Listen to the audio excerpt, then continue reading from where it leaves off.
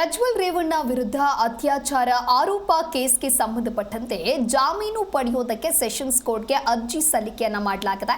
ಹೈಕೋರ್ಟ್ನಿಂದ ಮಹತ್ವದ ಆದೇಶ ಬಂದಿರುವಂತಹ ಹಿನ್ನೆಲೆಯಲ್ಲಿ 10 ದಿನಗಳ ಒಳಗಾಗಿ ಅರ್ಜಿ ಇತ್ಯರ್ಥಕ್ಕೆ ಸೂಚನೆಯನ್ನ ನೀಡಲಾಗಿದೆ. ಜಾಮೀನು ನಿರೀಕ್ಷೆಯಲ್ಲಿದ್ದಾರೆ ಪ್ರಜ್ವಲ್ ರೇವಣ್ಣ. ಪ್ರಜ್ವಲ್ ರೇವಣ್ಣ ವಿರುದ್ಧ ಅತ್ಯಾಚಾರ ಆರೋಪ ಕೇಸ್ಗೆ ಸಂಬಂಧಪಟ್ಟಂತೆ 4 ಪ್ರತ್ಯೇಕ ಎಫ್ಐಆರ್ಗಳಲ್ಲಿ ಪ್ರಮುಖ ಆರೋಪಿಯಾಗಿದ್ದಾರೆ. ಜಾಮೀನು ಪಡೆಯುವುದಕ್ಕೆ ಸೆಷನ್ಸ್ ಕೋರ್ಟ್ಗೆ ಅರ್ಜಿ ಸಲ್ಲಿಸಲು ತಯಾರಿ ನಡೆಸಿದ್ದು ಜನಪ್ರತಿನಿಧಿಗಳ ವಿಶೇಷ ನ್ಯಾಯಾಲಯಕ್ಕೆ ಸೂಚನೆಯನ್ನ ಕೂಡ ನೀಡಲಾಗಿದೆ. 2ನೇ ಬಾರಿ ಜಾಮೀನು ಕೋರಿ ಹೈಕೋರ್ಟ್ ಮೊರೆ ಹೋಗಿರುವಂತದ್ದು ಇದು. ಕಳೆದ ಅಕ್ಟೋಬರ್ನಲ್ಲಿ ಮೊದಲ ಅರ್ಜಿಯನ್ನ ವಜಾಗೊಳಿಸಲಾಗಿರುತ್ತೆ. ಅಂದ್ರೆ ಪ್ರಜ್ವಲ್ ವಿರುದ್ಧ ಕೇಳಿ ಬಂದಿರುವಂತಹ ಗಂಭೀರವಾದಂತಹ ಆರೋಪಗಳು ಜೊತೆಗೆ ಸಾಕ್ಷಿ ನಾಶ ಸಾಧ್ಯತೆಯಿಂದ ವಜಾ ಆಗಿತ್ತು.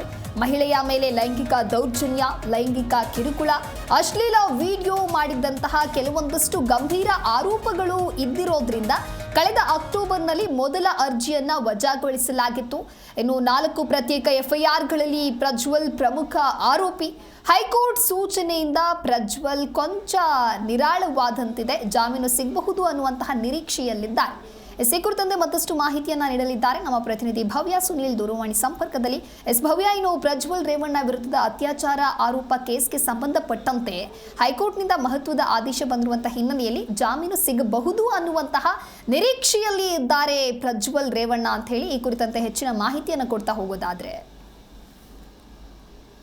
ಸದ್ಯ ಬಹಳಷ್ಟು ದಿನಗಳಿಂದ ಕೂಡ ಪರಪ್ಪನಾಗ್ರಹರ ಜೈಲಿನಲ್ಲಿ ಪ್ರಜ್ವಲ್ ರೇವಣ್ಣ ಇರುವಂತದ್ದು. ಸೊ ಹೀಗಾಗಿ ಅವರು ಕೆಲ ಹಂತದ ನ್ಯಾಯಾಲಯದಲ್ಲಿ ಕೂಡ ಜಾಮೀನು ಕೋರಿ ಅರ್ಜಿಯನ್ನ ಹಾಕಿದ್ರು. ತದನಂತರ ರಿಜೆಕ್ಟ್ ಆಗಿ ತದನಂತರ ಹೈಕೋರ್ಟ್ಗೆ 2 ಬಾರಿ ಹಾಕಿದ್ರು. ಆದ್ರೆ ಈ ಪ್ರಕರಣವನ್ನ ಗಂಭೀರವಾಗಿ ತೆಗೆದುಕೊಳ್ಳೋದಂತೆ ಎಸ್ಪಿಪಿ ಒಂದು ಬಲವಾದ ಪ್ರತಿವಾದವನ್ನ ಮಾಡಿದ್ರು.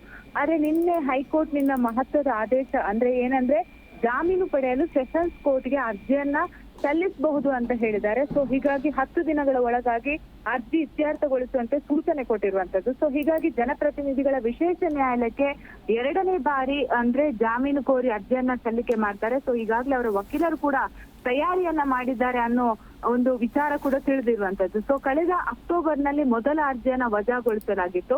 ಸೊ ಪ್ರಜ್ವಲ್ ವಿರುದ್ಧ ಗಂಭೀರ ಆರೋಪ ಹಾಗೇನೆ ಸಾಕ್ಷಿ ನಾಶ ಪಡಿಸುವಂತಹ ಸಾಧ್ಯತೆ ಇದೆ ಅನ್ನೋದ್ರ ಬಗ್ಗೆ ಒಂದು ಬಲವಾದ ವಾದವನ್ನ ಮಂಡಿಸಿದ್ರು.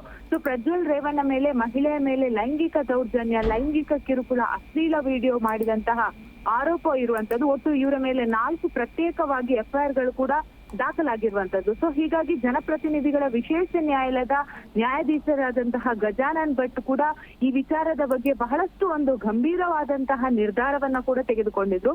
ಸದ್ಯ ಈಗಾಗಲೇ ಹೈಕೋರ್ಟ್ ಸೂಚನೆಯಿಂದ ಅಂದ್ರೆ 10 ದಿವಸದ ಒಳಗಡೆ ಅರ್ಜಿಯನ್ನ ಇತ್ಯರ್ಥಗೊಳಿಸುವಂತೆ ಹೈಕೋರ್ಟ್ ಸೂಚನೆ ಕೊಟ್ಟ ಕಾರಣ ಸದ್ಯ ಕೊಂಚ ಮಟ್ಟಿಗೆ ಅಂದ್ರೆ ಎಲ್ಲೋ ಒಂದು ಕಡೆ ತನಗೆ ಜಾಮೀನು ಸಿಗಬಹುದು ಅನ್ನೋ ನಿರೀಕ್ಷೆಯಲ್ಲಿ ಪ್ರಜ್ವಲ್ ರೇವಣ್ಣ ಇರುವಂತದ್ದು. ಸೊ ಹೀಗಾಗಿ ಅವರ ಪರ ವಕೀಲರು ಈಗಾಗಲೇ ತಯಾರಿಯನ್ನ ನಡೆಸ್ತಾ ಇದೆ ಅಂದ್ರೆ ಅರ್ಜಿಯನ್ನ ಹಾಕೋದಕ್ಕೆ.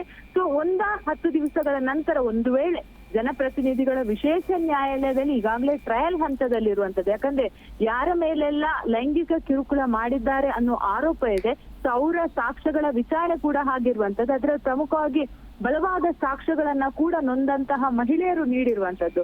ಸೊ ಇದನ್ನೆಲ್ಲ ನೋಡಿಕೊಂಡು ನ್ಯಾಯಮೂರ್ತಿಗಳು ಯಾವ ರೀತಿಯಾದಂತಹ ತೀರ್ಪನ್ನ ಕೊಡ್ತಾರೆ. ಯಾಕಂದ್ರೆ ಪ್ರಜ್ವಲ್ ರೇವಣ್ಣನ ಭವಿಷ್ಯ ಕೂಡ ಇರುವಂತದ್ದು. ಅಂದ್ರೆ ಹತ್ರ 1 ವರ್ಷ ಆಗ್ತಾ ಬಂತು, ಅವ್ರು ಇನ್ನೂ ಕೂಡ ಪರಪ್ಪನಾಗ್ರಹರ ಜೈಲಲ್ಲಿ ಇರುವಂತದ್ದು. ಅವರ ನಂತರ ಬಹಳಷ್ಟು ಜನ ಅಂದ್ರೆ ದರ್ಶನ್ ಆಗಿರ್ಬೋದು, ಇತರೆ ಬೇರೆ ಬೇರೆ ಆರೋಪಿಗಳು ಹೋಗಿ ಹೊರಗಡೆ ಬಂದಿದ್ದಾರೆ.